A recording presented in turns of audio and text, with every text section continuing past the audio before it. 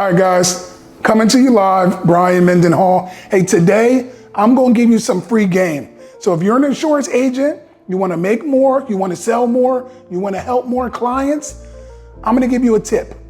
The tip I'm gonna tell you is that you're gonna use stories. Stories sell, okay? I'm gonna give you something that I've literally probably shown to about 50,000 people, and it's made more money than any other story that I know of in the insurance game, hands down. Now, the reason why I say tell stories, guys, is stories actually sell. Stories bring out the emotions. They revoke emotions, right? And now when that happens, you need to back it up with logic. So make sure your clients understand, but tell the stories to bring out the emotion. I'm gonna tell you a story that I've been using since it actually happened to me. It's a personal story. That's another example, guys. Use personal stories. Use stories that mean something to you. And if you don't have a story, you can use someone else's. You have permission to use mine. My story starts when I got my insurance license back in 2010, 13 years ago now. I actually went to all my family members and friends. I told everybody, y'all all getting life insurance, right? And pretty much almost every one of them ended up listening. I covered friends, family members, everybody in my family besides my Aunt Tina.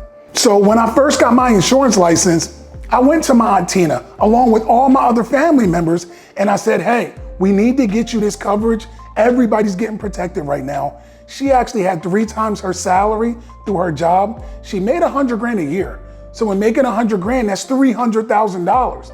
Me being a brand new agent thinking 300 grand's a lot of money, I did a disservice for her. I let her down because she had that job, she had the job coverage, but when she actually got sick and diagnosed with stage 4 pancreatic cancer, her job said, hey, do us a favor, get better. And when you're better, come on back to work.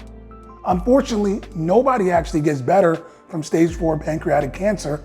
You just fight through it and eventually die. Well, guys, after about 6 months, her job said, hey, I'm sorry, we can't keep your position any longer. She ended up losing her job. Yo, guys, been getting a ton of comments, questions. If you guys need anything whatsoever, the best way to reach me, text the number below. I got you. Now let's get back to the video. Now, guys, when she lost her job, something happened. There was a trigger of events, sequence of events, right? The first thing that happened is her job instantly cut her insurance. So she no longer had coverage. Something else that instantly happened is that she was no longer eligible for any insurance because guess what? She had cancer. So she was in a tough place. She ended up dying about literally 30 days later. And we didn't have money to pay the house off. We put money together for her funeral. And to be honest with you, all the weight was on me. I felt like I let the family down. Now I'm telling you that story because I promise you probably 50,000 people have shared that same exact story, and it's probably sold millions of dollars worth of life insurance and protected millions of people. That's an example of a story that you can tell if anyone has work insurance.